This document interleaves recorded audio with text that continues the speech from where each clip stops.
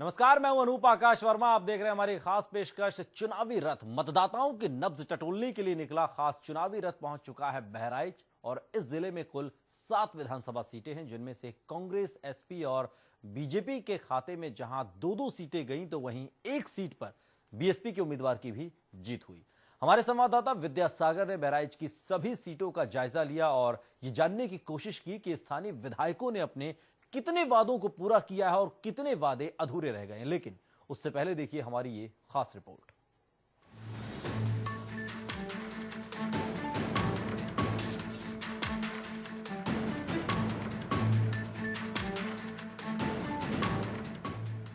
विधानसभा चुनाव की तमाम सरगर्मियों से आपको रूबरू करवाने के साथ साथ मतदाताओं की नब्ज टटोलने के लिए निकला इंडिया वॉइस का ये खास चुनावी रथ हजारों किलोमीटर की दूरी तय करके पहुंच चुका है बहराइच। इस जिले में बहराइच, बल्हा, कैसरगंज, महसी, मटेरा, नानपारा और पयागपुर कुल 7 विधानसभा सीटें हैं। सबसे पहले बात करते हैं बहराइच विधानसभा की। 2012 में इस सीट से समाजवादी पार्टी के वकार अहमद शाह विधायक चुने गए। उन्होंने कांग्रेस के चंद्रशेखर सिंह को हराकर जीत दर्ज की। बहराइच के बाद बात करते हैं कैसरगंज विधानसभा की। पिछले चुनाव में इस सीट से बीजेपी उम्मीदवार मुक्ति बिहारी चुनाव जीतकर विधानसभा पहुंचे। उन्होंने समाजवादी पार्टी के रामतेज यादव को हराकर जीत दर्ज की। कैसरगंज के बाद बात करते हैं बल्हा विधानसभा की। 2012 में इस सीट से बीजेपी की सावित्रीबाई चुनाव जीतने में सफल रही, जबकि बीएसपी प्रत्याशी किरण भारती को हार का मुंह देखना पड़ा। कैसरगंज के बाद बात करते हैं महसी विधानसभा की। इस सीट से बहुजन समाज पार्टी के टिकट पर चुनाव लड़ रहे कृष्ण कुमार ओझा विधायक चुने गए, जबकि बीजेपी के सुरेश्वर सिंह दूसरे नंबर पर रहे। महसी के बाद बात करते हैं नानपारा विधानसभा सीट की। इस सीट से कांग्रेस की माधुरी वर्मा विधायक चुनी गई। उन्होंने बीएसपी के बारिश अली को हराकर जीत दर्ज की। नानपारा के बाद रुख करते हैं पयागपुर विधानसभा का। इस सीट से कांग्रेस की टिकट पर मुकेश श्रीवास्तव चुनाव जीतने में सफल रहे, तो वहीं बीएसपी के अजीत प्रताप सिंह को हार का मुंह देखना पड़ा। इस सीट पर कांग्रेस एसपी गठबंधन के बावजूद दोनों ही दलों को उम्मीदवार चुनाव लड़ रहे हैं। पयागपुर के बाद बात करते हैं मटेरा विधानसभा की। इस सीट से समाजवादी पार्टी के याशर शाह विधायक चुने गए, जबकि कांग्रेस के अली अकबर दूसरे नंबर पर रहे। 2012 के विधानसभा चुनाव परिणामों पर गौर करें तो बहराइच की 7 विधानसभा सीटों में से कांग्रेस, एसपी और बीजेपी ने जहां 2-2 सीटों पर जीत दर्ज की, तो वहीं एक सीट बहुजन समाज पार्टी के खाते में गई।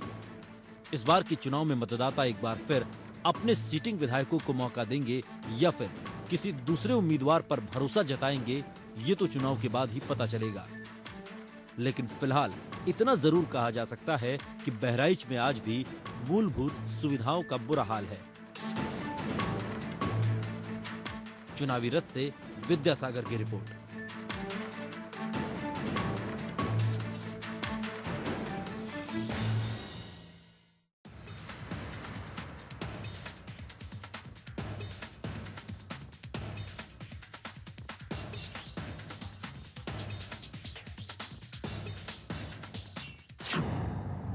नमस्कार, स्वागत है आप सभी का हमारे खास कार्यक्रम चुनावी रथ में। जी हां, चुनावी रथ लेकर आज हम पहुंचे हैं बहराइच। बहराइच में 7 विधानसभा क्षेत्र है, लेकिन जिस विधानसभा क्षेत्र में इस वक्त हम हैं वो है पयागपुर। और कहा जाता है कि बहराइच की जो राजनीति है वो पयागपुर से शुरू होती है। यहाँ पर जबरदस्त टक्कर है और यहाँ पर थोड़े से विवाद भी है, लेकिन मौजूदा विधायक ने यहाँ पर कितना काम किया है, मौजूदा सरकार के द्वारा क्या कुछ यहाँ पर विकास किया गया है, वो जानने की हम कोशिश करेंगे आज पूरे पयागपुर में। यानी अलग अलग क्षेत्रों में हम जाकर अलग अलग कंस्टिट्यूएंसी में भी जाएंगे और ये देखने की कोशिश करेंगे कि बहराइच का विकास कितना हुआ है। लेकिन इस वक्त हम पयागपुर तहसील में हैं और पयागपुर तहसील पर काफी संख्या में लोग भी जमा हैं, खासकर नौजवान यहाँ पर हैं। हम उनसे भी बात करेंगे कि आखिरकार उनके जहन में क्या कुछ चल रहा है। चुनाव बहुत ही करीब आ गया है, सभी प्रत्याशी जी जान से जोर लगा रहे हैं, प्रचार प्रसार कर रहे हैं, लोगों को रिझाने की कोशिश कर रहे हैं, लेकिन इनके मन में क्या कुछ है? क्या नाम है आपका? नीरज त्रिपाठी। पाठी जी, पयागपुर का कितना विकास हुआ है? विकास तो बहुत हुआ है। अच्छा, हाँ। तो जब विकास हुआ है तो क्या माहौल बन रहा है यहाँ? अब हमारे यहाँ भगतराम मिश्रा जी का लड़ाई है, कांग्रेस पार्टी।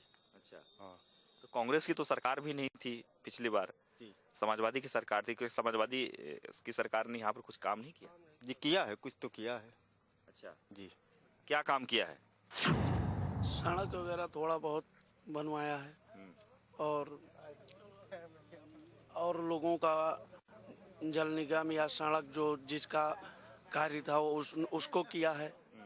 यही सब उन्होंने किया है सपा सरकार। अच्छा, अच्छा, और भी कुछ लोग हैं, कैसा माहौल बन रहा है यहाँ? यहाँ पे चुनावी माहौल जो है वो बहुत अच्छा है। भगतराम मिश्रा जी के सपोर्ट में पूरी जनता पूरे दिल से है।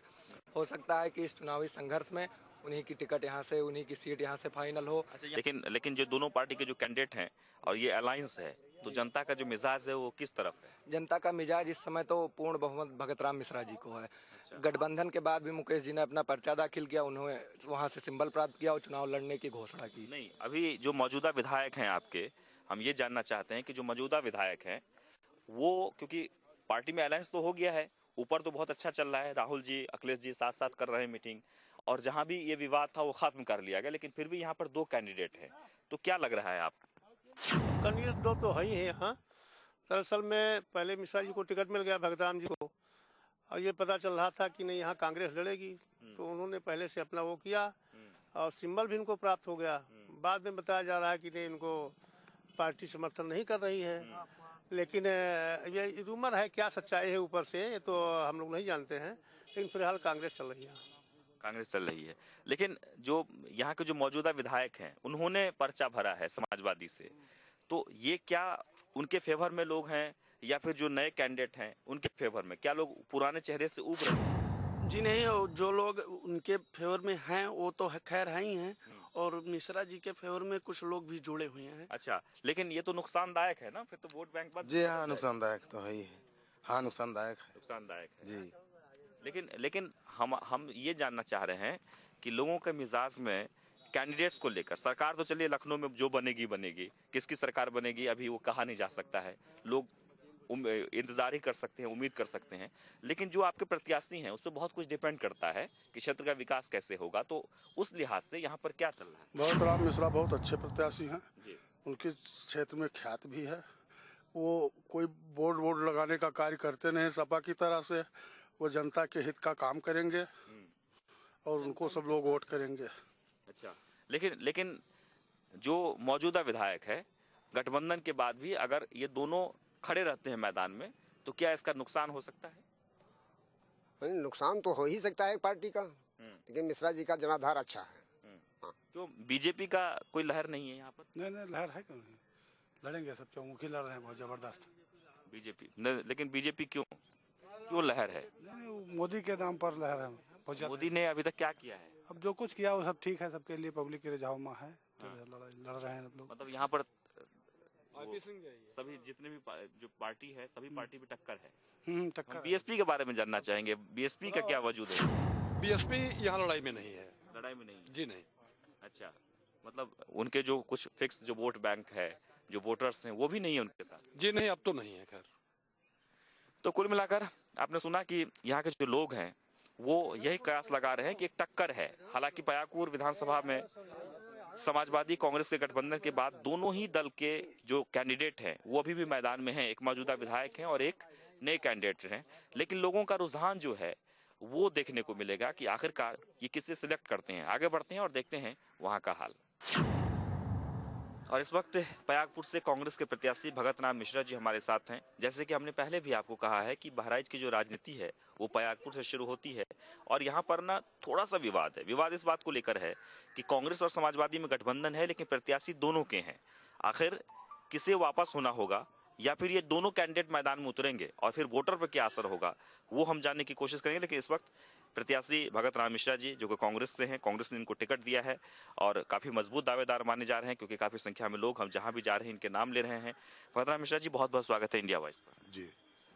तो आप चुनाव लड़ रहे हैं यहाँ से, सिटिंग एमएलए भी आप ही के समकक्ष है, मतलब आपके पार्टी जो अलायंस है उसी का एक हिस्सा है वो भी, तो कितना चुनौती मानते हैं? मैं यहाँ कुछ भी चुनौती नहीं मानता हूँ, इस नाते कि पिछले चुनाव में राहुल जी ने मुझको आश्वस्त किया था कि प्रयागपुर विधानसभा से आप कांग्रेस से चुनाव लड़ेंगे। ऐसी परिस्थितियां आई कि जो हमारे इसमें सपा से चुनाव लड़ रहे हैं उनको चुनाव लड़ाया गया। मैंने राहुल जी के मंच से आह्वान किया, मेरे ही कारण पिछली दफा विधायक हो गए थे। हमारे यहाँ किसी से चुनौती नहीं है और न कोई हमारे बराबरी पे आ पाएगा। जो दूसरे अन्य दल के लोग हैं वो जरूर जो जिस दल का वो यही बता रहा है कि नहीं हमारी भगत राम मिश्रा से लड़ाई है। जी, अब सवाल ये उठता है कि आपके जो वोटर्स हैं, क्योंकि बीजेपी भी है, बीएसपी भी है, टक्कर है, समीकरण वोटर की जो है जो विधानसभा की जो राजनीति होती है वो जाति विशेष से, या फिर हो सकता है कि एक अपने अपने सबके वोट बैंक होते हैं। तो अगर ऐसी नौबत आ गई और आप दोनों खड़े रह गए तो क्या वो आपके वोट बैंक में सेंध लगा सकते हैं? बिल्कुल।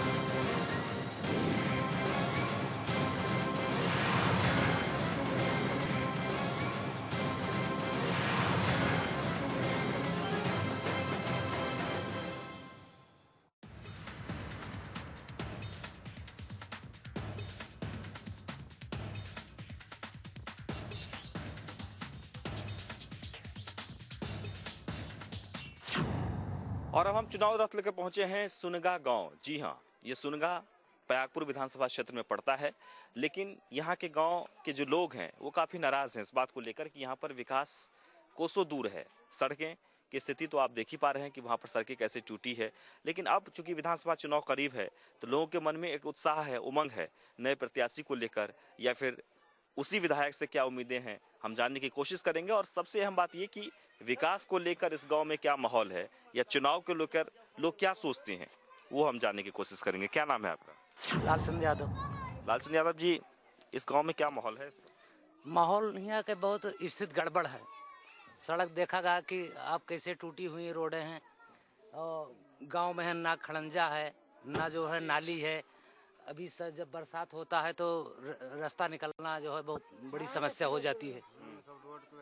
लोग जो है रोड पे ही लेटिन करते हैं, इधर से जाएंगे तो सवाल ये है कि कुछ नहीं तो विकास हुआ नहीं है।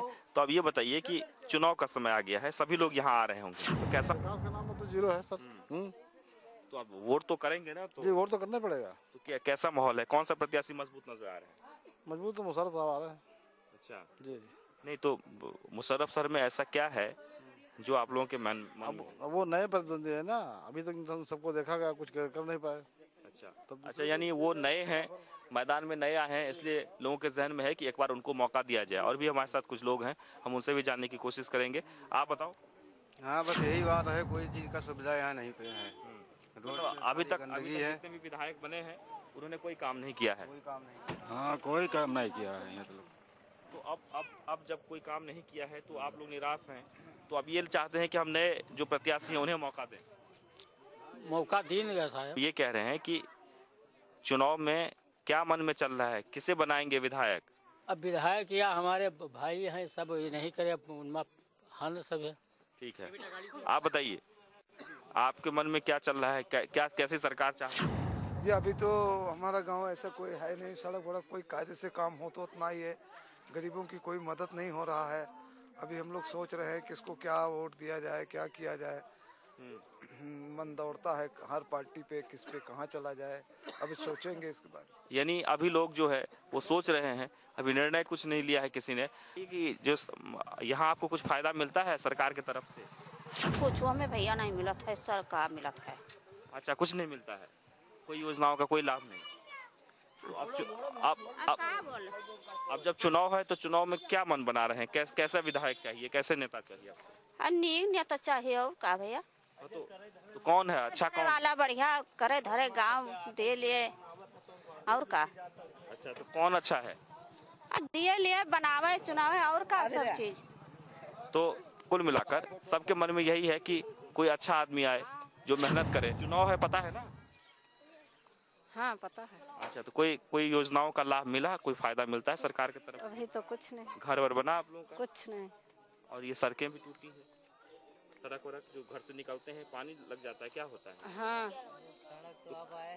तो कैसी सरकार चाहिए? अरे अच्छा सरकार चाहिए और क्या, जो हमार रक्षा करे वही चाहिए।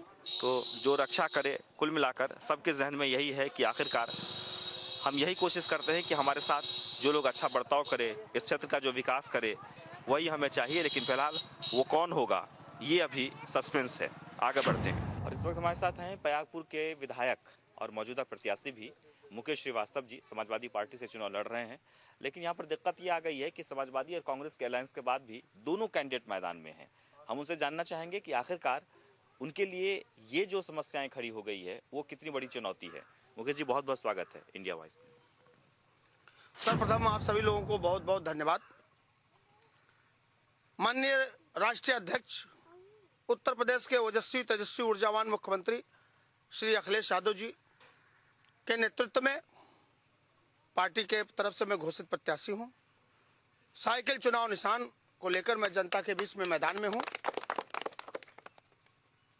जो माननीय मुख्यमंत्री ने विकास का कार्य किया है, नित नए कीर्तिमान स्थापित किए हैं, हिंदुस्तान ही नहीं पूरा विश्व उनके तरफ देख रहा है कि एक कीर्तिमान नित नए एक नौजवान ऊर्जावान लड़के ने कैसे किया। उस विकास के वादे को, जो घोषणा पत्र समाजवादी पार्टी का है, उस घोषणा पत्र के वादे को तब मेरे द्वारा जो ऐतिहासिक विकास कार्य कराए गए विधानसभा में, जैसे तहसील का निर्माण, 38 पानी टंकियां, 220 किलोमीटर की पिच रोड का निर्माण, 496 गांवों में खड़ंजे का निर्माण, 712 मजरों में विद्युतीकरण, 42 गांव समग्र, 12 गांव जनेश्वर मिश्र, इस प्रकार से सैकड़ों ऐसे कार्य जो मैंने कराए हैं।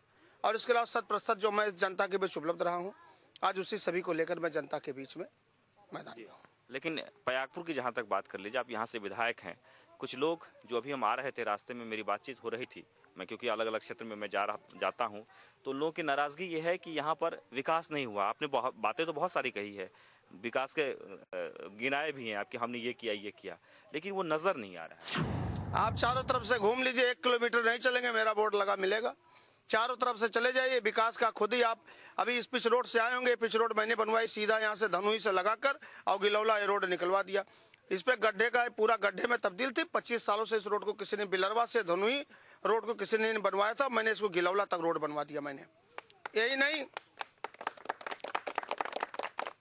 सड़कों का जाल बिछाया है, सड़कों का जाल 220 किलोमीटर की पिच रोड की बिछाई गई है और 496 गांवों को खड़ंजे से जोड़ा गया है। 712 गांव में बिजली दी गई है। ये अपने आप में ऐतिहासिक कदम रहा है। तो अब चूंकि चुनाव है और जनता के बीच आप जा भी रहे हैं, कैसा रिस्पांस मिल रहा है? जनता के बीच जनता फैसला करे। जिधर जा रहा हूँ उत्साह ही उत्साह है। सबसे बड़ी उपलब्धता रही है कि किसी भी छोटे से छोटे जनता के बीच आयोजन हुआ, उसके घर में चाहे सांस्कृतिक कार्यक्रम हो, चाहे पारिवारिक आयोजन हो, चाहे गरीब लड़की की शादी हो, मैं सबसे पहले उसके दरवाजे पर पहुंच के उसके दरवाजे पर खड़ा रहा हूं। उसकी मैंने मदद की है और उसके साथ कंधे से कंधा मिलाकर मैंने काम करने का प्रयास किया है। आज जनता मुझे हाथों हाथ ली हुई है और शायद जनपद में यहाँ के जनता इतिहास रचने जा रही है। जैसे कि